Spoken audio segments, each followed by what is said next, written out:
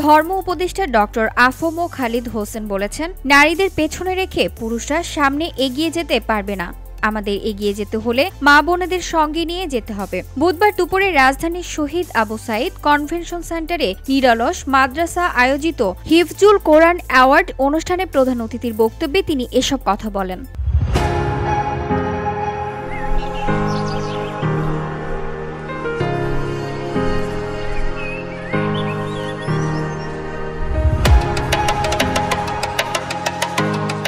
ধর্ম উপদেষ্টা বলেন, আমরা যদি আমাদের মা বোনেদের কন্যাদের কোরআনের আলো দিতে পারি, হাফেজা আলেমা মাহেদিসা কিংবা স্কলার বানাতে পারি, তাহলে তারা সমাজ রাষ্ট্রের সব জায়গায় সর্বস্তরে উল্লেখযোগ্য ভূমিকা পালন করবে। ডক্টর খালিদ হোসেন আরও বলেন, আমরা একটা নতুন দিনের স্বপ্ন দেখি।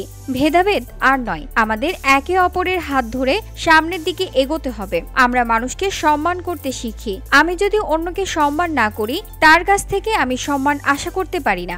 আমি যদি ঢিল ছুরি পাটকেল খাওয়ার জন্য আমাকে অপেক্ষা করতে হবে। অনুষ্ঠানে ১৬৭ জন শিক্ষার্থীকে অ্যাওয়ার্ড তুলে দেন ধর্ম উপদেষ্টা ডক্টর আফম খালিদ।